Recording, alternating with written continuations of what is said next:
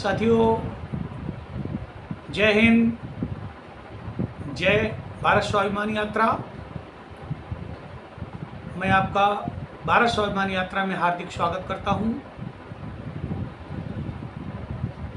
मैं अपनी कई वीडियो आप तक भेज चुका हूं, जिनके माध्यम से मैंने अपने राष्ट्र को कैसे एक खुशहाल राष्ट्र बनाने के लिए बताया है, और मैं भविष्य में भी अपनी वीडियो डालता रहूँगा। और इसके लिए मैं ये भी चाहता हूँ कि आप लोग हमारे भारत स्वाभिमान यात्रा से जुड़ें और हमें अपने सुझाव भी दें कि हम किस तरह से अपने राष्ट्र को स्वावलंबी आत्मनिर्भर राष्ट्र बना सकते हैं। वैसे हमारी जो भारत स्वाभिमान यात्रा की टीम ने जो अभी तक का वर्क किया है, उसके आधार पर मैं बताऊंगा कि हमें कैसे बेरोजगारी से उबरना है। साथियों, बेरोजगारी कई तरह की होती है। इससे पहले अगर हम 50 साल पीछे के परिदृश्य में जाएं, तब भी बेरोजगारी थी, लेकिन खुशहाली का स्तर बहुत ऊंचा था। तो जो खुशहाली हमारी छिन रही है, ये एक चिंता का विषय है। बेरोजगारी पहले भी थी। एक परिवार में एक व्यक्ति कमाता था, किसी को कोई समस्या नहीं होती थी। सामूहिक परिवार रहते थे। घर 3 पार्ट में बटा हुआ होता था। एक पार्ट घर के अंदर महिलाएं, युवतियां, दूसरे पार्ट में घर के अंदर युवा, और तीसरा पार्ट जो होता था जिसमें वृद्धजन रहते थे। और वहीं तक किसी बाहर से आने वाले किसी मेहमान आदि का सबसे पहले वहीं पर स्वागत होता था। जैसा कि आजकल आर्मी का कल्चर है कि कोई अगर हमारा वीआईपी आता है तो उसको पहले कहाँ स्वागत होगा, फिर कहाँ स्वागत होगा, फिर वो मेन आदमी तक मिलेगा।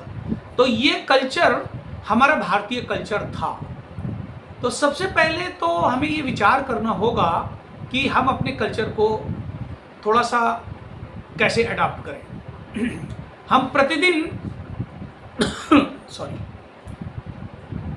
कम से कम जमीन पर बैठकर अपने परिवार के साथ भोजन करें, और भोजन के बाद 5-7 मिनट तक बैठकर आपस में वार्तालाप करते रहें। मैं समझता हूँ यहाँ से 25% खुशहाली के स्तर को हम अचीव कर लेंगे। दोस्तों, मैं अपनी बात पर आता हूँ। जैसा कि मैं पिछली वीडियो में बता चुका हूँ कि मैं आपको बताऊंगा कि ग्रामीण अंचल में बेरोजगारी के स्तर को कैसे ख़त्म किया जाए। साथियों, हमारी सरकारें बहुत प्रयास कर रही हैं। अभी माननीय मुख्यमंत्री जी ने जो स्वरोजगार के लिए 5 लाख का बजट निर्धारित किया था, लेकिन ये योजना 5 लाख में क्या करना था, इसमें पता नहीं किसकी कूटनीति इसमें शामिल थी कि हमको प्रोडक्शन का रोजगार करना है। तो जो लोग रोजगार करते हैं वो अच्छे से समझ रहे होंगे कि कोई भी प्रोडक्शन का रोजगार, किसी चीज़ का निर्माण और उसका मार्केटिंग, मैन्युफैक्चरिंग आदि 5 लाख के निवेश में नहीं किया जा सकता है। इसके लिए एक दूसरा मॉडल हमारे पास है। वो ये है कि हर गांव में कुछ परिवारों को स्थायी मार्केट बनाई जाए। इससे पहले भी पूर्व की सरकारें भी कहीं मंडी समिति के द्वारा, कहीं किसी के द्वारा, कहीं चबूतरे बना दिए जाते थे और वो कुछ चंद लोग उस पर कब्जा कर लेते थे, नहीं तो जानवर उसमें बैठने लगते थे, किसी यूज का नहीं होता था। ग्रामीण क्षेत्र में जगहों को चिन्हित कर वहाँ पर कुछ शॉपिंग छोटी छोटी दुकानें बनाई जाएं, उनमें रोज़मर्रा की ज़रूरत की चीज़ें, जिसमें आज के परिवेश के अनुसार beauty parlour, barber shop, electrician, motorcycle mechanic आदि आदि, इन सब का होना अति आवश्यक है। ये कोई बहुत बड़ा बजट नहीं है।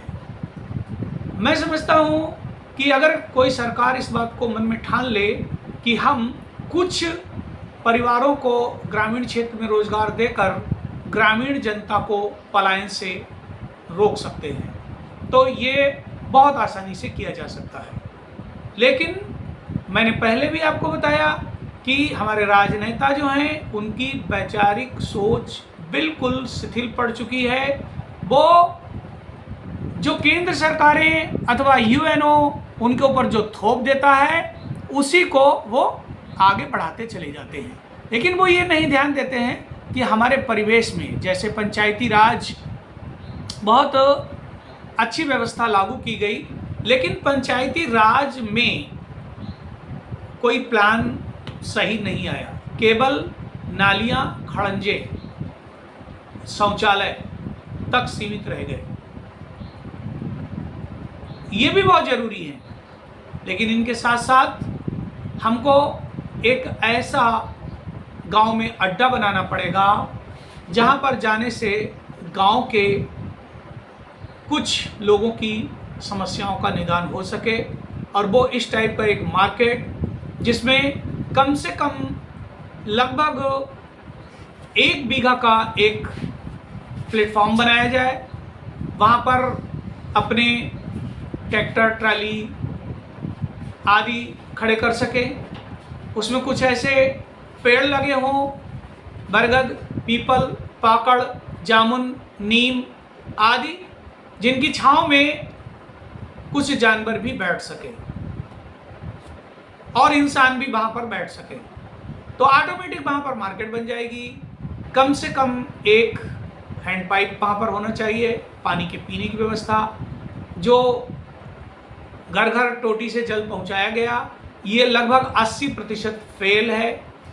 इस टंकी का पानी पीना स्वयं वो लोग नहीं पसंद करेंगे जिन्होंने इस योजना को लागू कराया है। मैं उन नेताओं को चैलेंज करता हूं, वो मेरे साथ चले और उस टंकी का पानी पिए। ज़्यादा नहीं है, 1 हफ्ते तक पानी पिए, नहीं पी सकते हैं। क्यों?